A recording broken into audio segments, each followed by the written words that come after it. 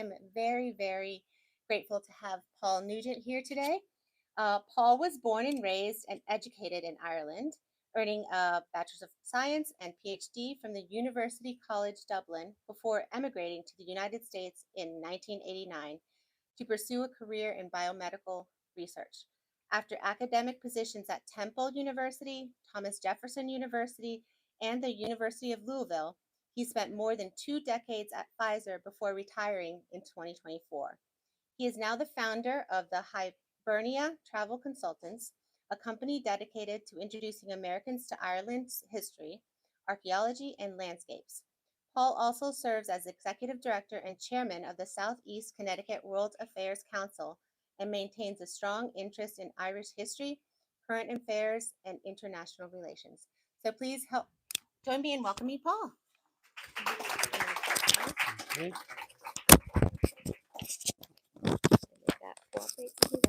Okay, great. Thank you. All right. Thank you very much, Millie, and thank you all for coming out on what we call in Ireland a soft day. The good thing about Irish weather is, although it's doesn't never really rarely gets to 90 degrees, it also you don't get the kind of snow you get here, so it's more temperate. So I'm going to start out today by talking a little about the Southeast Connecticut World Affairs Council. This is an organization that I've been involved with since about 2008. We're a nonpartisan, non-profit, volunteer and member-supported organization. We hold monthly meetings. Because most of our members are in the Old Lyme, Essex area, and that's actually where the organization started. That is where we do have most of our meetings. Every now and then we do come up to Stonington. We try to go to Connecticut College as well, and lately we started to have some meetings at Flanders Fish Market, so you wouldn't quite have to go the whole way down to Old Lyme. However, we of course also do meetings by Zoom, so you have that option. Our next meeting in March, it's going to be March 25th actually. We're having Eric Fleury from Connecticut College. He's just actually joined the board of SEWAC, and I've been struggling over the last 3 weeks, and this is why those of you who are already SEWAC members haven't seen anything on the website about our March meeting, because I've been trying to get an expert on Iran and the Middle East, and they all disappeared immediately. And they're all on Fareed Zakaria and the NewsHour and God knows where. But Eric is going to give us an update on the Middle East, and then in April we'll have a speaker on international human trafficking. Next slide.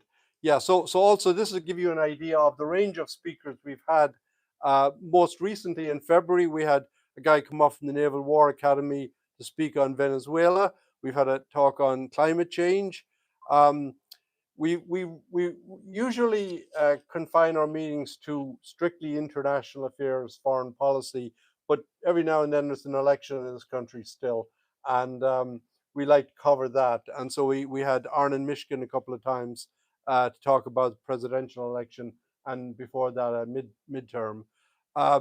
Aaron David Miller at the Carnegie Endowment has spoken to us on Gaza. We get some people up from Yale, and some of you may remember Fiona Hill, who was now is back in Britain, but she spoke to us on US-Russia relations. And every now and then I can sneak in an Irish topic, although my board looks twice at me. We did have a guy called Fergal McGarry from Queen's University Belfast. He was actually visiting Boston College at the time, and I got him to come down and talk about the Irish Revolution in the global context. And that's how I managed to argue that it was international affairs.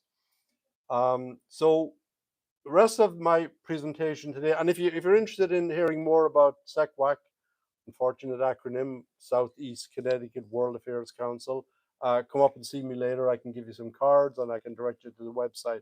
I should also point out that SEWAC is one of 90 chapters across the country, all under the auspices of the World Affairs Council of America, which is based in DC. And actually every November they have an annual conference, and you're all anybody's entitled, a member of any chapter is entitled to go. You don't have to be on the board of a chapter, and you can hear a lot of great speakers, and and I have a visit to DC. All right, so quiz time. So how many of you have Irish ancestors that you know of? Yeah, the Irishman doesn't count.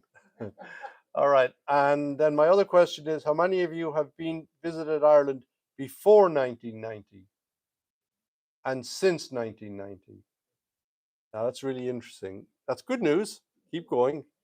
But where I'm going with there is because of the number of changes, the amount of change that's happened in Ireland since the early 1990s. It is interesting. Sometimes I'll meet people who were there in the 70s or 80s and haven't been back since. And if they're not keeping up with news from Ireland, they have a very different view of Ireland than is contemporary Ireland. That's the source of my presentation. So I'm going to cover dramatic changes in Ireland over the last 100 years to some extent, but particularly over the last 35 years. And I kind of imagine two big pivot points of change in Ireland in the last 150 years, say. And that one was our independence about 100 years ago, and then our economic independence about 35 years ago. I'm going to talk about economy and point out how Ireland has gone from being a poor agricultural, low tech economy to a very wealthy, high tech with high foreign investment. And of course, the high foreign investment thing carries a sting in the tail that I'll talk about later. Um, but in a way, the most dramatic changes in Ireland especially in the last 35 years, have been in the society. So Ireland has gone from an inward-looking conservative, mostly Catholic country to a global, liberal, multi-ethnic, and largely secular country. Though I will emphasize that the majority of Irish people are still quite religious and definitely spiritual, I would say. They just and but there's a little more, shall we say, a la carte Catholicism than there used to be. And then politics, of course, where would we be without politics? So I'm going to focus on Northern Ireland, although there's more to Irish politics than just Northern Ireland, but it's a really interesting example.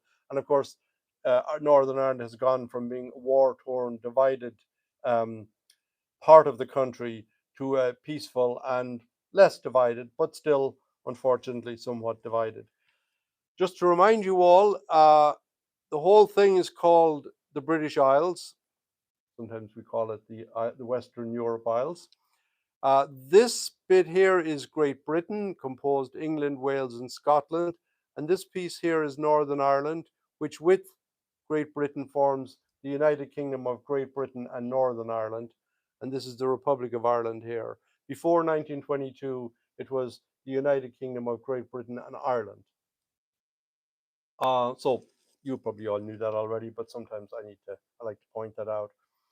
So, as Millie said, I left Ireland in 1989. I just finished a PhD. I was very fortunate. I actually won a green card in the lottery, which at the time I thought that was pretty cool. But I was going to come to America anyway because there was no money to do basic biomedical research in Ireland. But I arrived in a lab at Temple University, and all the postdoctoral fellows were all foreigners. The only Americans in the lab were the technicians and the graduate students. Even the lab chief was Italian, but he'd been in the States 50 years. But all the postdocs were Poles, Italians, Chinese, me. There was a Scottish guy, there was a French woman, there was a guy from Uruguay. I'd never met anybody from Uruguay. We were all being paid very poorly, needless to say. But I was the only one of all of them who had a green card, and boy, did I understand the importance of having a green card, because they all had to get their visas redone, and they were really at the mercy of the lab chief as to whether they had a job, and if they didn't have a job, they didn't really have a visa. So I was very fortunate. The Ireland I left at that time, I would call it post-colonial Ireland. So it was very economically dependent on Britain, and the Catholic Church was very important, very influential. There was a lot of emigration. In fact, 1989, I've read in a history book, although I don't like to think of books about 1989 as talking about history, but I've read that it was one of the worst years for emigration in the 20th century. Now, and I know a lot of Americans think of emigration from Ireland, around the time of the famine and even a little bit afterwards, but actually emigration was a feature of Irish life, Ireland, all through the 20th century. And like I say, even up into 1989. And I think I took the last plane out because it turned around, and I'll talk more about that turnaround. There was little industrial development especially in the Republic of Ireland at that time. Most of the industry that had been developed during our time as part of the British Empire was in Belfast and Derry. And this picture shows a gentleman called Donogh O'Malley standing beside Eamon de Valera, who was the president. And Eamon de Valera, I once saw, we used to call him Dev. Eamon de Valera was a really important character, at least he thought he was. He was the only leader of the 1916 rebellion to not be executed by firing squad. And the story for a long time was that he was not a signatory of the Proclamation of Independence. They were dispatched very quickly. This was in Easter 1916. But Dev, the story was that the reason Dev wasn't executed was because he had an American passport. He'd been born in the States. But it turns out more recent study on his life indicates that they just hadn't got around to him, that he was in a separate holding facility, and they would have, but by then the British had realized that executing all these people was actually turning the mood in Ireland from mostly being against that rebellion to mostly being for it. I'll talk a little more about that. In 1973, Ireland joined the European I can hardly say it now, it's so long, European Economic Community, the EEC, which was the pre-runner of the European Union. And that was a significant event. There was a big upsurge in development in the 70s as a result of that. Here's a poster with Irish Prime Minister Jack Lynch extolling the virtues of joining with Europe. There was a referendum, of course. But the 1980s were pretty bad again, like I said. And this is a graph showing unemployment rate. And this is all through, this is 1993. So the early 90s, the unemployment rate plummeted to about the 4% that most developed economies figure they have to kind of have. And then, of course, it took off again in 2008. But I can assure you it's gone back down again now. And unemployment in Ireland is 3 to 4%. Whether people can afford to live on the salaries they get is another issue that we have in this country as well. But at least unemployment is reduced. So I did refer to the 1916 rebellion, immortalized in a famous poem by W.B. Yeats in 1916, and the line, "All changed utterly, a terrible beauty is born." I'm not going to go into too much about the rebellion. It was, I call it, the last failed rebellion in Ireland, because soon after there was a war of independence from 1919 to 1921, and the son of a luminary of that is right here with us, Cormac O'Malley. Cormac's father fought for Irish independence. In 1921, we had partition of the country, and so this is the part this refers to earlier about the northeast corner of Ireland, and so this is the infamous border with an uppercase B, and this is part here is part of the United Kingdom now, and that'll be important when I talk later about Brexit.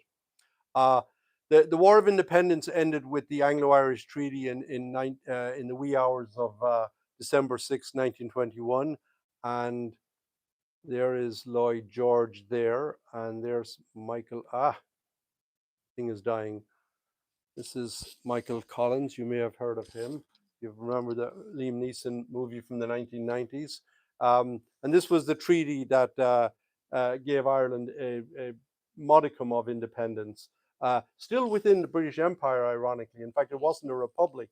It was called the Free State until 1949. And in fact, as a result of this agreement, which and there were men, of course, all men, negotiating, went to London to negotiate this, and it was the best deal they felt they could get.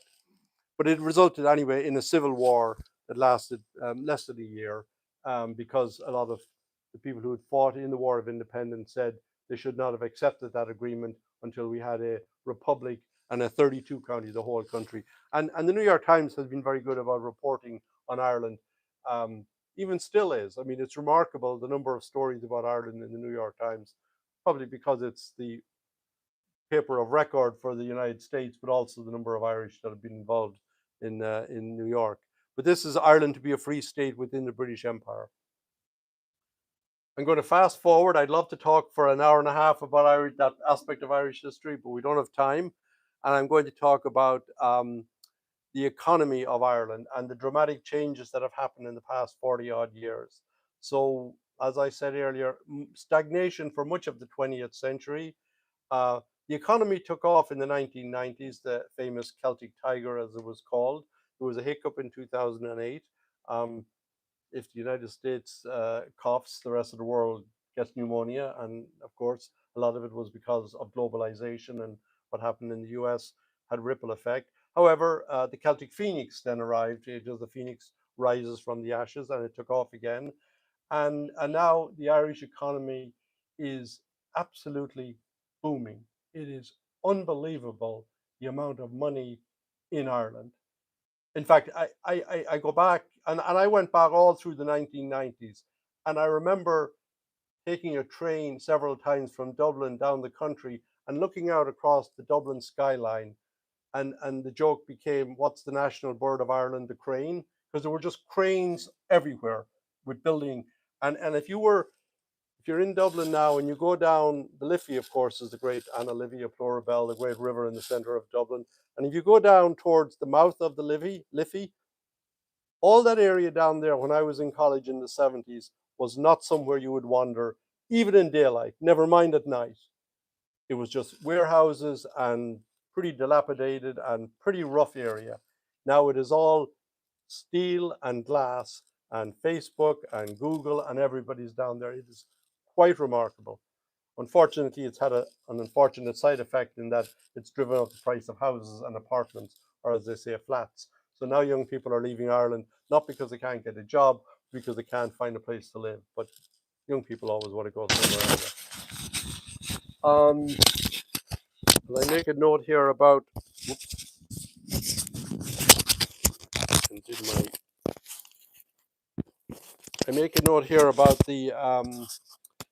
the huge surplus of tax receipts, what's called corporation taxes, and something like a third of corporate taxes in Ireland come from these companies. And these are not even the pharmaceutical companies. So there's another layer below that, and another layer below that again. So the amount of American investment in Ireland is colossal. I think somewhat to the annoyance of Mr. Trump, but then he gets distracted about something else. So we won't worry, I think, too much. But this is an interesting graph I came across recently, and it shows corporation tax keeping Ireland in surplus. And this is the positive tax surplus with corporation tax from other companies. And below the line is what it would be without. So it really is buoying up the Irish economy. It's incredibly.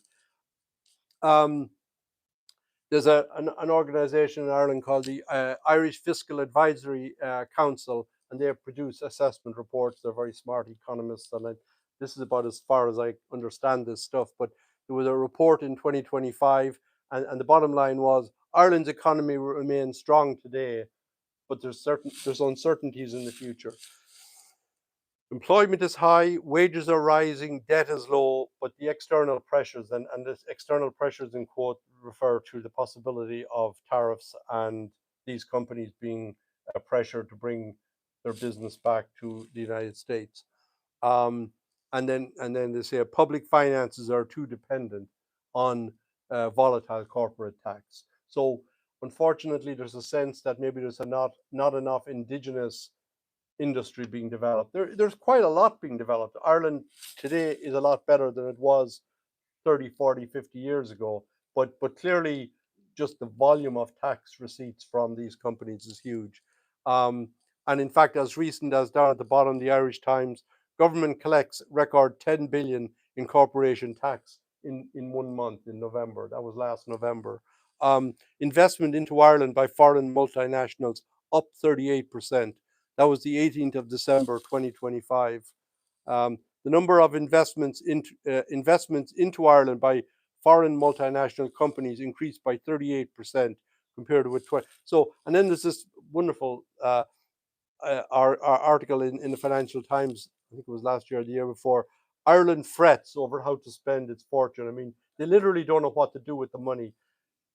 However, being politicians, they find a way to waste it. And there's the notorious example of the bicycle shed that they built in the grounds of the Irish Parliament that came in at something like, I don't know, Kevin, was it 600,000 euro?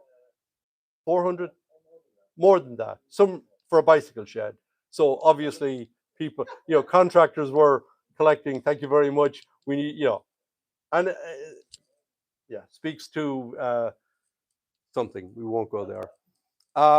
This is an interesting article recently in the Financial Times in January, and it shows 4% of US government borrowing from foreign countries comes from Ireland. The fact that Ireland even features in something like this was remarkable.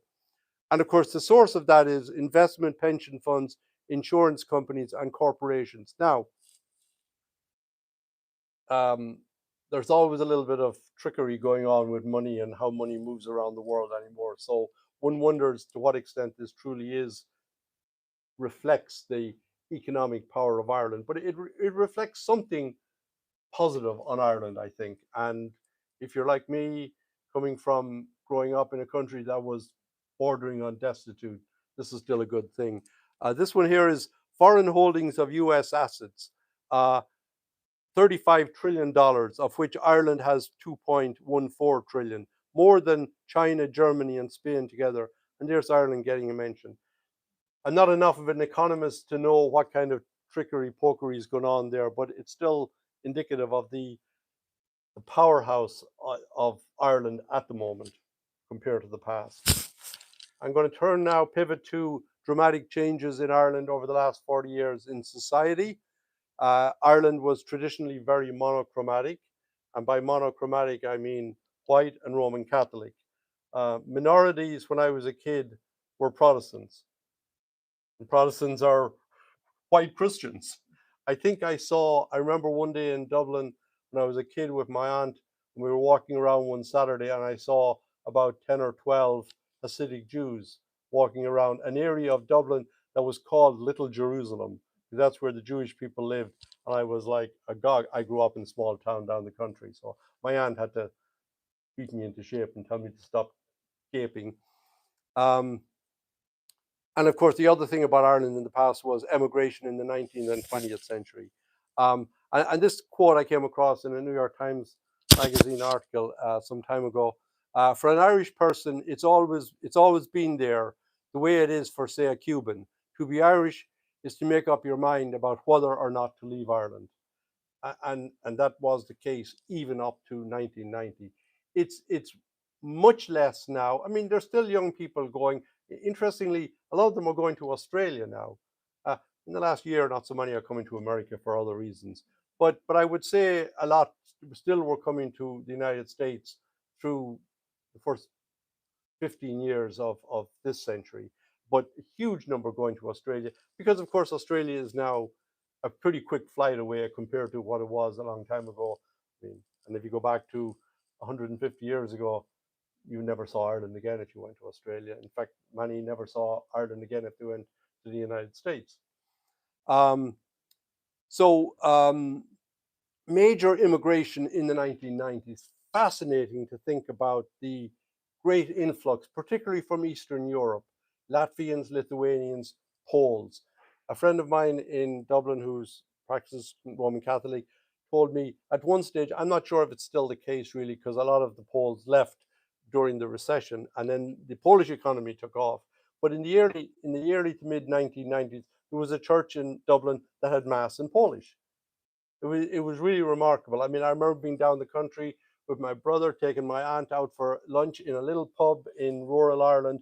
The pub was owned by Irish people. All the staff were either Latvian or Poles. I put in quotes the fall of the authority of the Catholic Church. That's a really important development over the last 30 odd years. I mean, again, I want to emphasize, I don't think the Irish have become necessarily less religious or less, in some ways, less observant, but the power of the church, the influence of the church has certainly decreased. And then recently there's been a rise in some anti-immigrant nationalism. So it's very interesting. If you're in Dublin and you take so I have friends who live in Clontarf, which is on the north side of the city. So we just, I usually just take a bus in and out, and the bus goes through a fairly working class neighborhood in quite close to the city centre, and you'll see a lot of Irish tricolour flags flying. And I remember saying to my friend Jerry, "Boy, what are these, all Sinn Féin supporters, or like they're all like mini IRA men, or the?"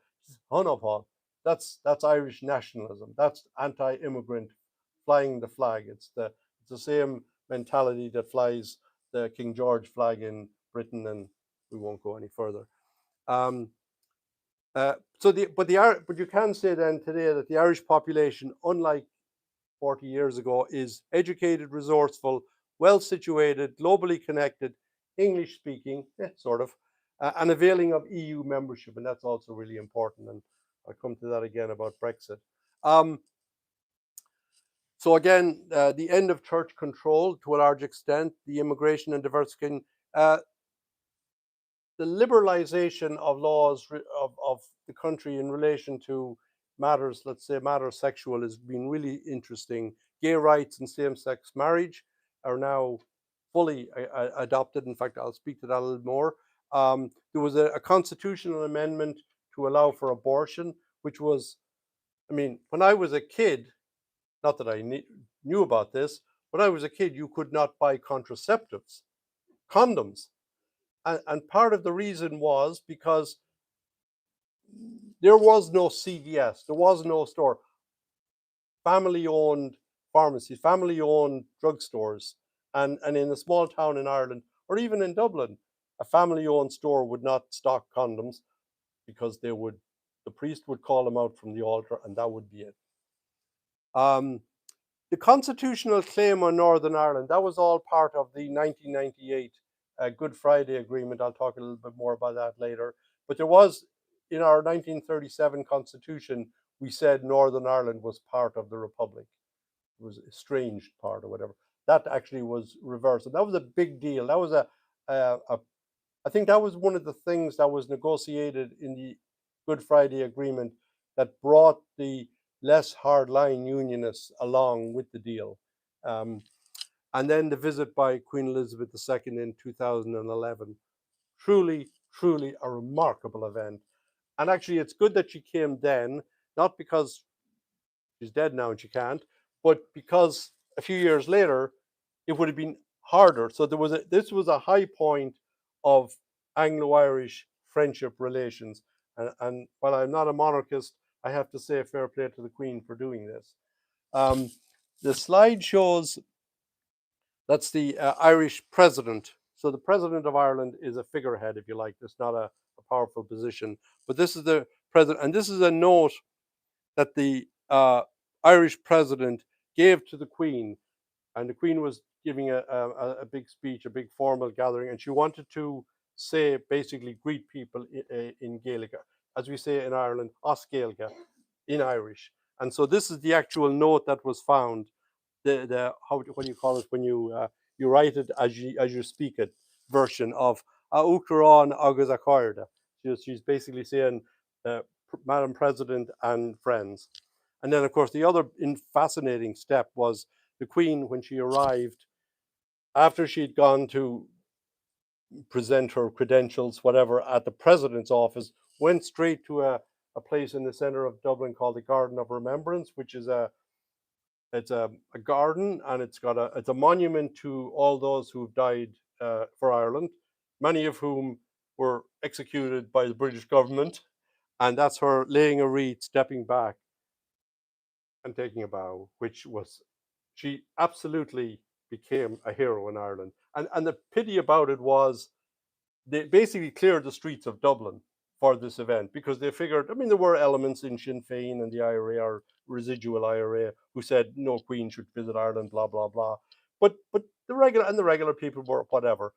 And then they saw this. So then she went to Cork, and they didn't clear the streets, and she had a great time, and she met all sorts of people, and it was fascinating. In fact, she apparently really enjoyed going to something called the English Market in Cork, of all things. And what's that there? That is fewer Irish emigrating, more returning home. Yeah, so this is immigration up to 2018, and this is immigrants. Huge drop from 2012. Totally reversed. This stuff's a little grim now. Sorry to have to share it, but we need to know about this stuff. So, unfortunately, through much of the 20th century, and this didn't only happen in Ireland, it happened in the United States, it happened in Britain, it happened in France, it happened in Australia. There were a lot of institutions set up for what are called the unwanted. In Ireland, they're known as mother and child homes, the Magdalen laundries. The Magdalen laundries were specifically for young women of ill repute. In some cases, sadly, given up by their family, and they ended up there working effectively as slaves, never paid, and that was their entire life. And when this all blew up in the 1990s, early 2000s, there were still Magdalen laundries operating, and there were still women there. And I remember reading a rather touching article about how these women were so institutionalized, and they were quite elderly at this stage as well, that they pretty much lived out the rest of their days there. And juvenile detention centers. There's a really interesting supplement to the New York Times in 2017 about this mother and child home in Tuam, County Galway, a town west, sort of 3/4 of the way across the country. And the discovery some time ago. So this is a housing estate built on the grounds of a mother and child home, and this is the only bit that's left of the original ground. And this number here, 796, is the number of estimated skeletons that are buried under there, children who died in this institution. And it's not that there's no sense, and this is now an active forensic archaeology site. And in fact, I remember reading an article last year in a magazine called Irish Archaeology. Of course, the forensic archaeologists are like, oh my God, we can set the proper protocols now for how you investigate this, because it has to be done properly. The hope is that they'll extract these remains, they're all skeleton remains, and they'll maybe be able to identify family through DNA analysis. But so there isn't a sense that these were people who were murdered, if you don't consider lack of care murder, but that's what it was. It was lack of care. These children were poorly fed. They died of disease. They died of malnutrition, and they were not buried in a Christian graveyard. They were dumped basically into a pit in the ground, a cesspit. And that, I think, this discovery of this, and when this became known, it really was a real eye opener and a dramatic effect on people's attitude to the Catholic Church. And again, not saying that people are no longer religious, that's not the case. But this undermined the power of the church in Ireland. And there's plenty of good priests and people who would have been aghast at this happening. But clearly, it happened, and it happened under an organization. And this is actually this is back to the same-sex referendum in Ireland in 2015, and this was really surprising in a way, because I mean, it's one thing to turn an eye to homosexual behavior. I mean, which was illegal, of course, not illegal in Britain, but the idea that you could have same-sex marriage. There was a referendum, and 62% of the population voted in favor of this. And this is a constitution, of course, this was only in the Republic, and this was a constitutional map of the yeses and the nos. And one area in the center of the country voted no, but the rest voted yes. And of course, Dublin being the liberal center of the world, it voted dramatically so. But the really interesting thing is, I've read books about this and interviews with older people, even older than me. and why did they vote yes? And it seemed like almost like, well, sure, why not? So what is none? It's not really. Whereas 30 or 40 years before, oh no, you can't have that. So I'm fascinated by the change in mindset of a people over something like this. Still to be thought more of. So Francis Fukuyama's The End of History, when the Cold War ended. So there was a sort of end of history in Ireland as well.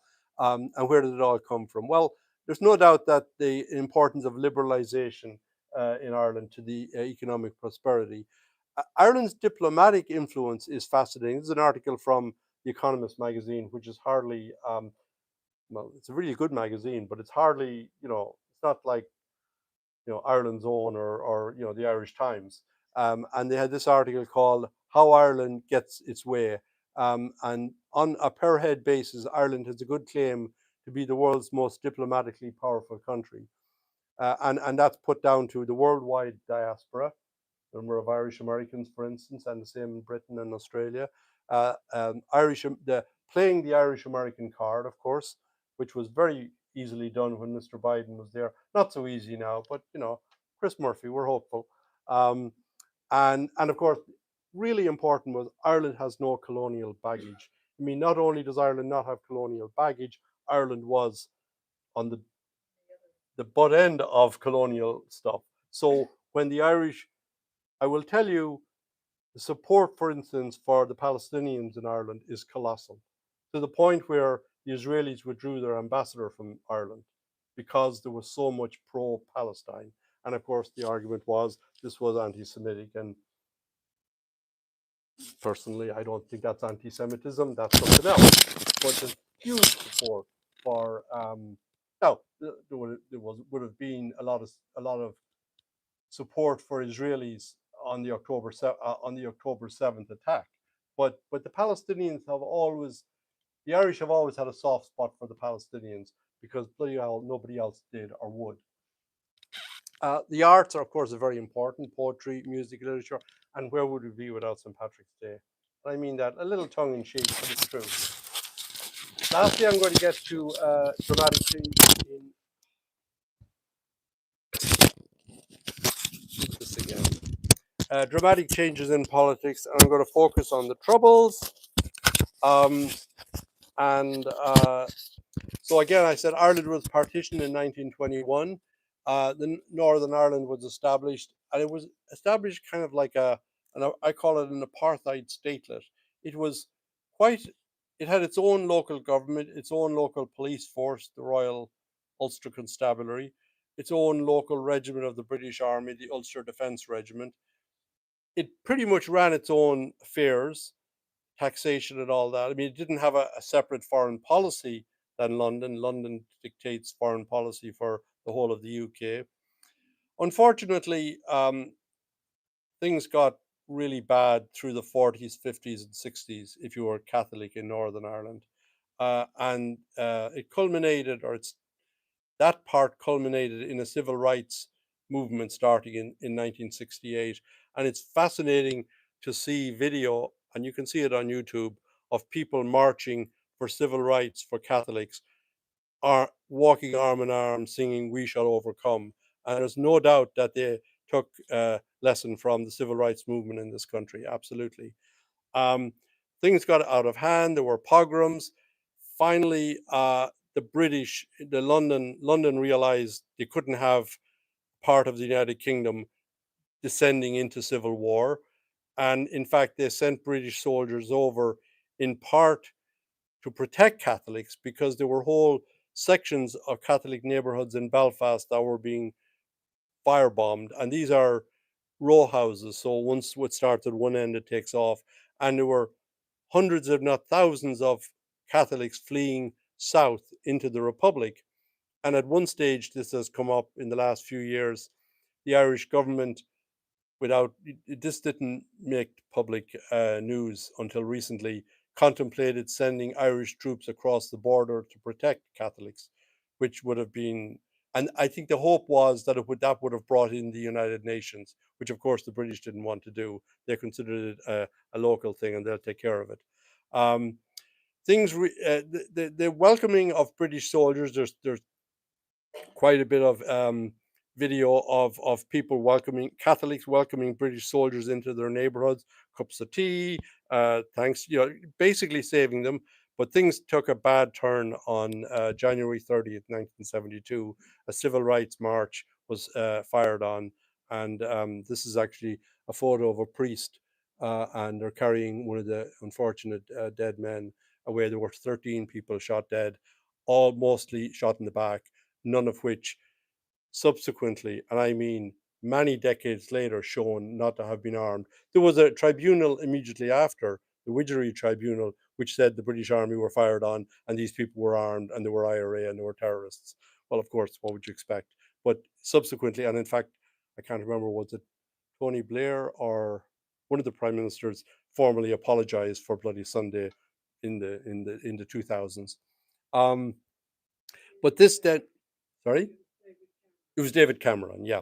So then there was really the rise of the paramilitaries, the Provisional IRA, and the Ulster Volunteer Force, and you had a sort of a zero sum standoff. And we'll fast forward 30 years to the good news, the Good Friday Agreement of 1998, and the end of the Troubles. And I want to emphasize the importance of Bill Clinton and Senator George Mitchell in this. So Mitchell was sent to try to negotiate, bring the elements together, and he finally did. Clinton Clinton did a very clever thing, and I'm not sure how much he was fond of the Irish, maybe a bit, but he obviously saw an opportunity, maybe a bit like Mr. Trump thinks he sees an opportunity in Gaza, but different rationale maybe.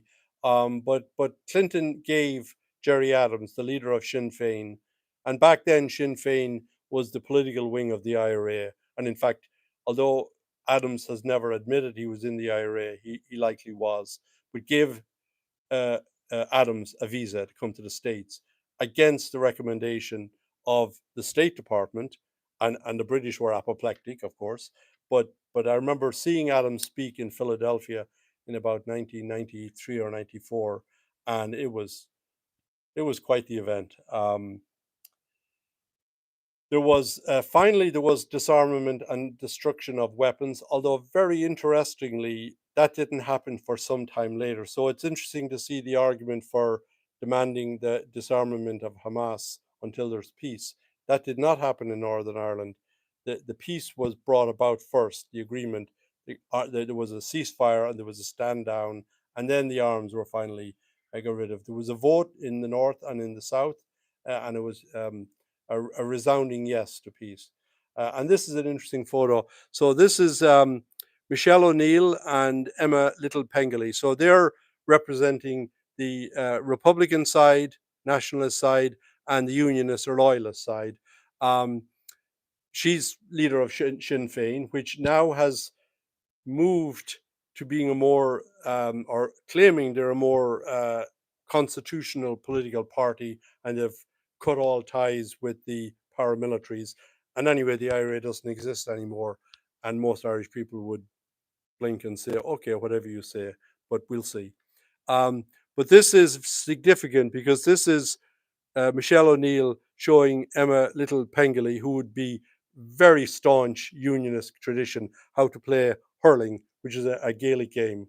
And they're calling them the little ball she's holding in her hand, which looks like a baseball, is called a schlitter. And so these are the Schlitter sisters. So this was a great, this was a classic journalist, got a great picture. I'm not sure how well they really get on, but for the purposes of that, they did. I was back in Belfast in last September, and I did a couple of tours, walking tours. It's a fascinating walking tour of in Belfast, and you spend an hour and a half with a former member of the IRA hearing their side, and then you're passed through one of these things, which is the peace walls that divide the communities. And there's the gate, actually. That's the one we went through, and there's our my fellow tourists walking through. I took my selfie, and we're walking through to meet the Unionist side, and he was a former member of the British Army, but he'd grown up in this neighborhood, so he was a member of the Ulster Defence Regiment, and he gave us a version of it, and it was really striking. And I remember we myself and my friend Jerry took a train up to Belfast, did this, and then took a train back that evening, and we were both struck by how positive the Republican, the former IRA guy was about the future, and how negative the Unionist guy was. And that's pretty much because a united Ireland is coming in some shape or form. And the Unionists who are thinking about it understand that and realize there's only two answers to that. You can go back to war or you can find some accommodation, and we'll see. Um, but yeah, these are the peace walls. This is Bobby Sands. He died on hunger strike in 1981, and that's a mural on a wall. And this is a mural in the Protestant neighborhood, and you can't really see, but there are 3 or 4 heavily armed young men. And I asked the the unionist loyalist guy about what he was saying. I said, you're not terribly complimentary about the Ulster Volunteer Force and these organizations. And he says, well, yeah, he says their day is over. They're gunmen. Uh, I don't mind saying. I said, but like they're still around and they still probably have guns. He says, yeah, well, I usually tone it down when they're in the room, but it was quite striking how adamant he was. Now he was not saying that what happened in the past was all their fault and the IRA were actually good guys. No, he wasn't saying that, but he was certainly pointing out that there were bad guys on the other side. I think I'm going to finish very soon with this. Yeah, so this was a fascinating article in the New York Times in 2025. How to bridge an abyss of hate, and this is a scene, of course, from the Troubles, and this is another scene of a funeral. And the article actually was in the context of the war in Gaza and what lessons could be taken from Northern Ireland. It's tricky, it's hard, it's quite different in some ways, but some remarkable similarities. But the lessons then of Northern Ireland: persist in seeking peace, include your enemies, use international pressure, get a political solution first. So this was the idea of don't necessarily demand disarmament of your enemy. Get the political and then the rest will follow. At least it did in Northern Ireland. It may not in the Middle East, who knows. Disarmament comes later, and then shared government. So the trick going forward, the situation going forward is at this stage, I didn't include this slide. I wonder why. Actually, I'm not quite done. So I'm going to say a couple of words about Brexit. So you all probably know in 2016, the Brits lost their head and decided to leave the European Union. And God bless them, they can do whatever they want with their own country. Um, it was not expected to pass, and it passed very closely, 52 to 48%. 70% voted, though, so it was a very good turnout. Northern Ireland, Scotland, and London voted to remain, and England and Wales voted for Brexit. So Northern Ireland voted to remain in the European Union. So one way it could continue to remain in the European Union, and all those young people could keep their EU passports and fly over to Berlin and Madrid and Barcelona at the drop of a hat, because now you can fly to Europe for €20 with Ryanair. One way would be if they exited the United Kingdom and joined the Republic. So this is a very big incentive now to unite with Ireland, with the rest of the country. I just point out here that Brexit was the power of English nationalism, in my opinion. This is my favorite magazine, The Economist. A united Ireland, could it happen? And this is an op-ed taken from an op-ed by Gerry Adams in July 2016, in which Gerry argued that Brexit would lead to Irish unity. And I remember thinking at the time, I wasn't as sophisticated a thinker, wondering how does he see that? And this is how it actually is heading that direction. Now it's still not there. The way it'll work is they'll have to, at some stage, there'll be enough support for a united Ireland that there'll have to be a referendum in Northern Ireland to either leave the UK. I think that's the way. I think it's technically to leave the UK, but Northern Ireland is not going to exist by itself. So then there'll have to be a referendum in the Republic to accept Northern Ireland. And there's the rub, because when I was growing up, that referendum would be 100%. Not so much anymore. In the Republic, there's a little bit of a slightly jaded view of Northern Ireland, in the sense that what will it cost us? The Irish are quite fond of their money now that they've got some. What will it cost us? What did it cost the West Germans to unite with East Germany? Will it really happen? Yeah, Germany's united, but you'll notice that most of the right wing parties, the AfD, are very powerful in Eastern Germany. So there's a little sense in Germany, I think, especially in the eastern half, that maybe they didn't do so well out of this united Germany. And I think that's where unionists in the north of Ireland will feel. Um, but I think it'll still pass. The problem will be, and let's say there's 900,000 unionists or loyalists. You've noticed that I don't refer to Catholic or Protestant because I think that's a very bad way it's a convenient way, but it's not a really good way. And in fact, there's now a huge percentage of especially young people in the Northern Ireland, who don't identify as Catholic or Protestant. And if anything, they barely identify as Republican or Unionist. Um, but so it's not as simple black and white anymore. There's at least three groups. But let's say there's 900,000 loyalists in Northern Ireland, and let's say 90% of them vote to join the Republic. That still leaves 9,000 who would be against it. And the question is, will that 9,000 dig up the floorboards and pull out the guns? And that's a real concern, I think. And you see a little bit about it in the news, in the Irish Times and in Irish media now and then. And clearly it's a concern for the Irish government. And they're working on trying to find a way to make the Republic of Ireland acceptable to unionists. Now, two of the big gripes in the past, and they were very justified, was that the Republic, the Republic of Ireland was run by the Catholic Church, so no a papist state, no longer the case, and the Irish Republic of Ireland was an economic basket case.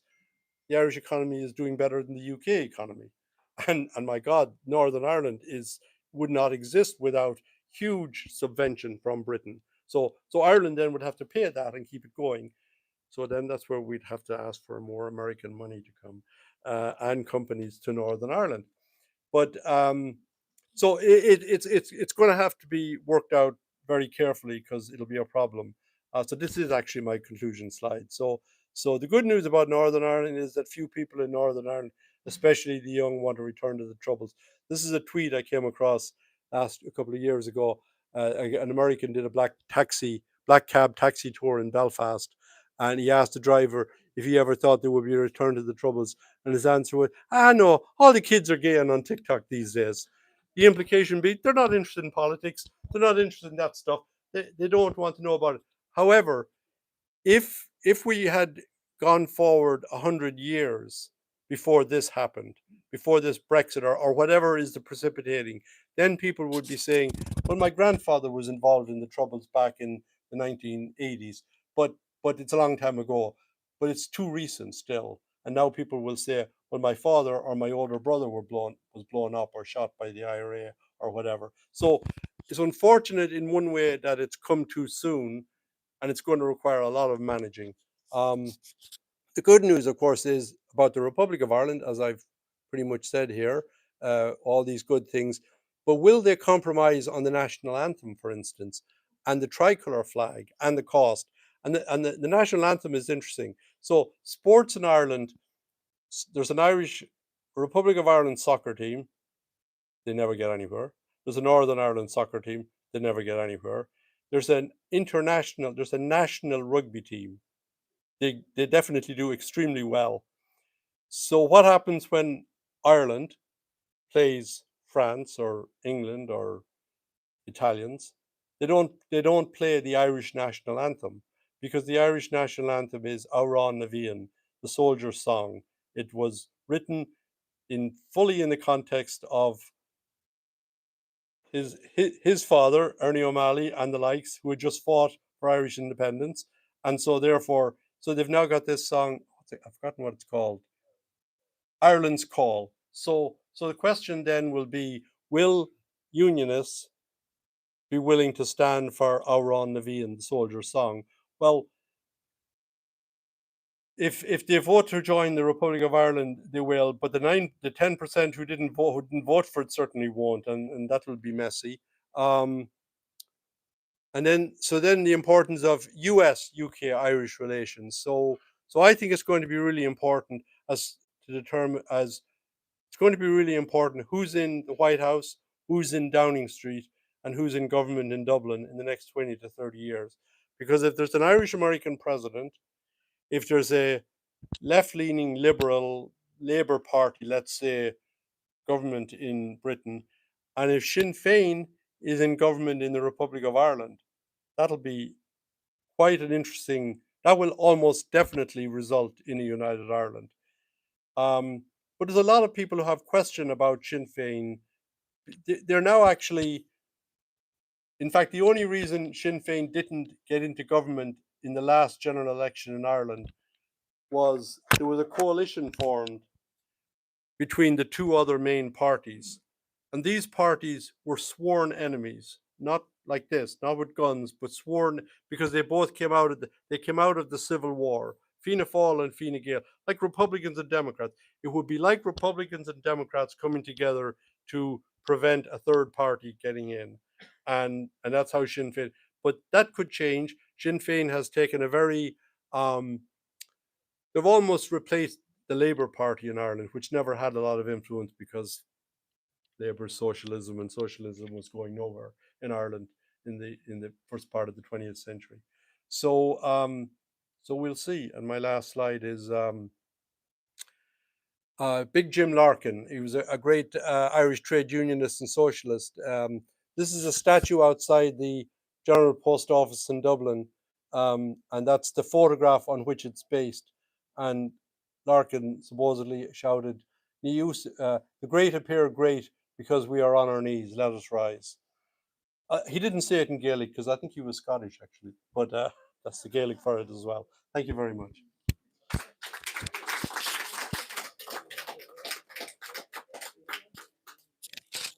Questions?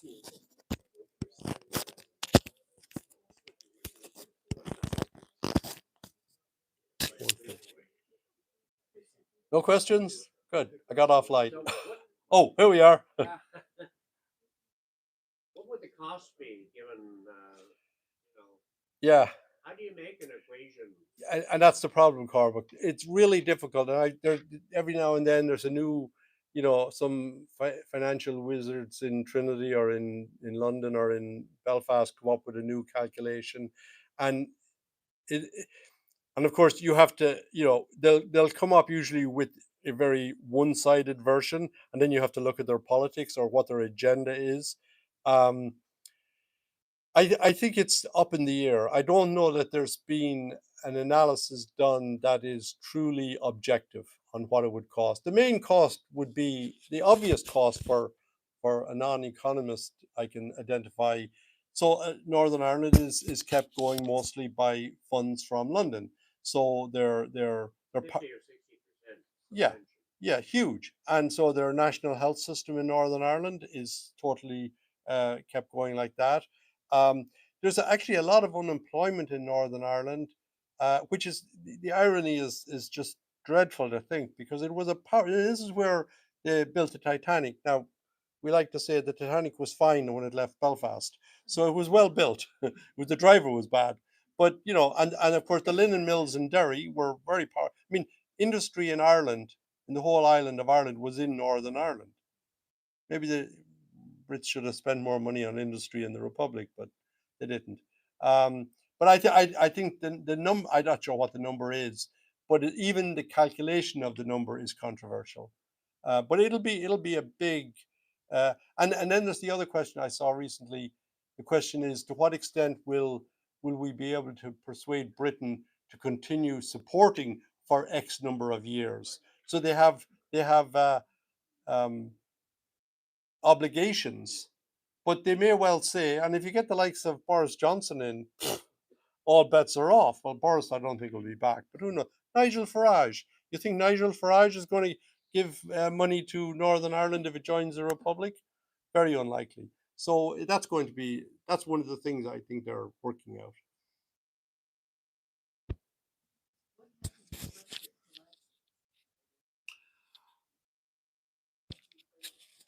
That's a good question. And there's quite a bit of talk about that, but I don't know. I mean, it's hard to know. I mean, if so, the right, Nigel Farage, that party, are gaining momentum in Britain. Although the Greens won a by-election recently, which was like shocked everybody. So who knows? I I don't know. The big concern, I didn't go into it in detail. The big concern with Brexit was the border, because that then became a border between a member of the EU and a country that's not part of the EU. And the important thing about the EU is it's a trade, there's free trade, but you can't have free trade across a border between two countries that are not both in the EU. So the question then, we'll have to man or woman the border. Well, the thought of putting anybody in a uniform on that border would have been inflammatory. And so and of course, the likes of Boris Johnson didn't think about that when they were riling the troops for Brexit. They just wanted to get, because, there was this 90 million Turks coming to take over the country. Craziness. But so the negotiation, and the reason the negotiation, apart from COVID intervening, the reason it went on so long was the French, especially, and the Germans, but the French, well, the lead negotiator for the EU was a Frenchman, and apparently he really liked the Irish, and they took the Irish side on this, and unambiguously said to the British, whatever we negotiate on Brexit, it cannot affect the border, and it cannot, because that's written, and it's actually written into the Good Friday Agreement is an international agreement. It's a treaty, and so it would effectively break aspects of that. Now, I'm not enough of a constitutional lawyer to know. I'm not one at all, actually, to know what that would mean. But they finally decided to put an economic border down the Irish Sea between Britain and the island of Ireland. And they came up with this Windsor framework finally. So they identify food going from Britain to Northern Ireland, and food that's going to stay in Northern Ireland doesn't have to get checked. And food that's going to Northern Ireland that could go into the Republic has to get checked. And that puts extra burden on the people doing this work and export it. And a lot of businesses, I think, in Britain that export food were suddenly realized, if they voted for Brexit, oh, that was a bad idea. So, but that seems to be where we are now. So effectively, the border is not there still.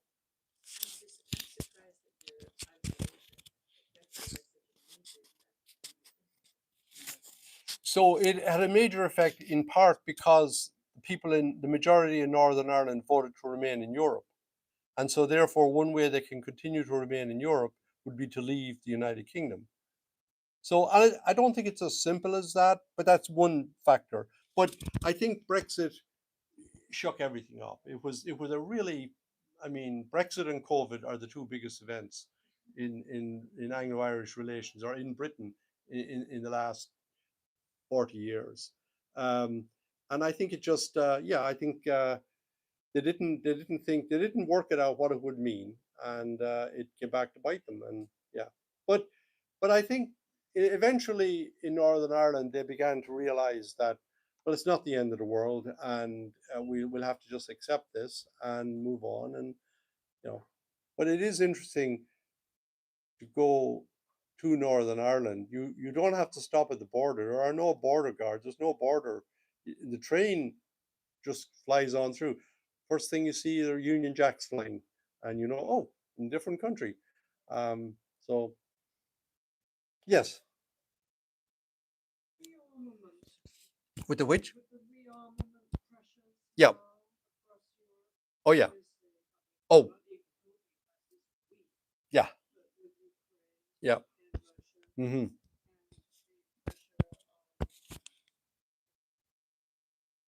Mm.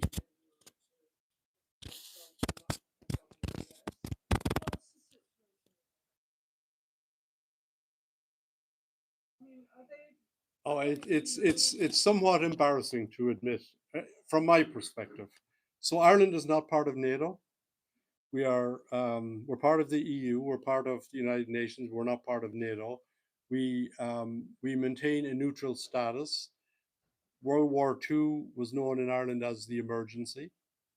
Um, Supposedly, there's a lot of controversy on Twitter, although I try not to spend too much time there, about the fact that the Irish Prime Minister, Eamon de Valera at the time, he was the Prime Minister then, sent a letter of condolence to the German embassy in Dublin on the death of the Fuhrer, which he claimed afterwards was proper diplomatic policy for a country that was neutral, but it showed somewhat lack of, and actually offended the Americans. And to some extent, you could argue when Ireland went back to the United States for help with Northern Ireland, they got a cold shoulder, and possibly justifiably. Um, the Irish don't spend anything like what they should spend. In fact, it's become quite controversial now because there's a lot of Russian ships off the west coast of Ireland.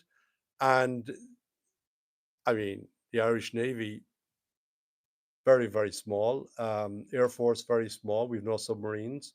And now there's a move in the halls of government to rearm and align more with Britain and Europe. And of course, there's a backlash against that because the Irish are always neutral. We're always neutral. We can't be. But I mean, you know, and of course, had Hitler invaded Britain, he wouldn't have stopped there, and I don't know how he would have taken to the Irish. He may have not. He may have sent them the way of the Jewish population in Europe. Who knows?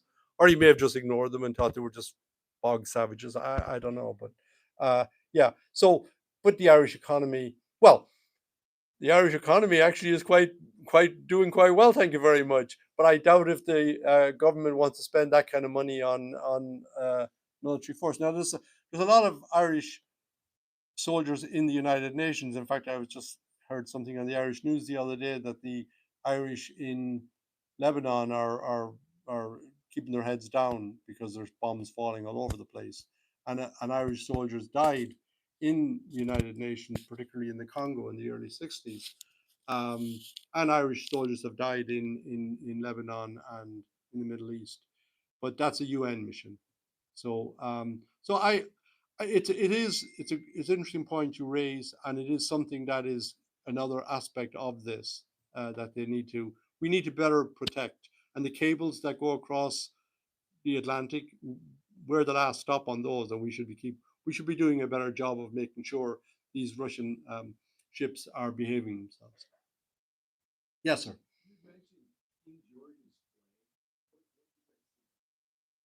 That's the flag of England. I think it's white with a red cross. So that's different than the flag of the United Kingdom. The flag of the flag of the United Kingdom is the regular flag you see is the regular flag, but that Union Jack, that's a flag of and then there's a Scottish flag, and the Welsh have a dragon, I think, on their flag.